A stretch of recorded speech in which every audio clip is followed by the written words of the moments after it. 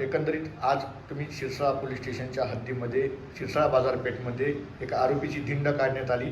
काय नेमकं तो गुन्हा दाखल कसा होता, प्रकरण काय होतं, कशा प्रकारे त्याची आज शिरसाळा बाजारपेठातून धिंड काढण्यात आली?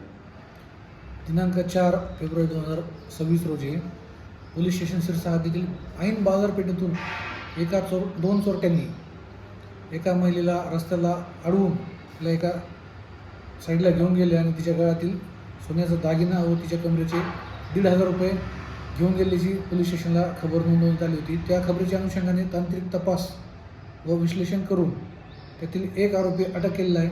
त्या आरोपीकडे गुन्ह्याच्या अनुषंगाने विचारपूस केली असता त्यानं सदरची घटना त्यानं व त्याच्या साथीदारानं केलेली असल्याचे कबूल केलं आहे. सदरी ठिकाणी त्याला घेऊन जाऊन त्याला विचारणा केली होती, तर त्यानं ते घटनास्थळ व घटनाक्रम सांगितलेला आहे, कशी घटना घडली आणि त्यांनी काय केलं आहे. त्या आरोपीनं कबूल दिली आहे की ते सोन्या त्याचा साथीदार घेऊन गेलेला आहे आणि कॅश त्याच्याकडे होती. ती कॅश आपण गुन्ह्याच्या तपासामध्ये जप्त केली आहे. एकंदरीत हा तपास कसा करण्यात आला? CCTV फुटेज तपासण्यात आले, तांत्रिक तपासाच्या माध्यमातून देखील हा तपास करण्यात आला. नक्कीच या तपासामध्ये सर्वप्रथम जो ओळखीचा पुरावा आणि ओळख निष्पन्न करण्याचा घटक ठरलेला आहे तो आहे CCTV कॅमेरा. CCTV कॅमेरा तपासणी केली असता त्यामधून 2 संशयित इसम जोरामध्ये धावताना तसेच इतरत्र भटकताना दिसलेले आहेत.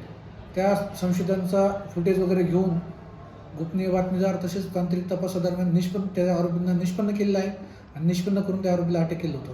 अटक केल्यानंतर त्यांनी सदरील माहिती दिली आणि त्याप्रमाणे पुढील कारवाई झाली आहे. एकंदरीत परिसरामध्ये त्या घटनेनंतर कुठेतरी भीतीचं वातावरण पसरलं होतं.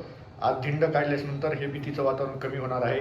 नागरिकांना तुम्ही काय आवाहन करणार की अशा काही घटना घडल्यानंतर तात्काळ पोलिसांशी संपर्क साधण्यासंदर्भात? समस्त शिरसाळावासी तसेच पोलीस हद्दीतील सर्व नागरिकांना आमचं नम्र आवाहन आहे की त्यांनी कोणत्याही घटनेला कशाही प्रकारे न घाबरता सर्वप्रथम त्याची माहिती पोलीस ठाणे येथे अथवा आमचा जो शासकीय क्रमांक आहे त्यावरती द्यावी.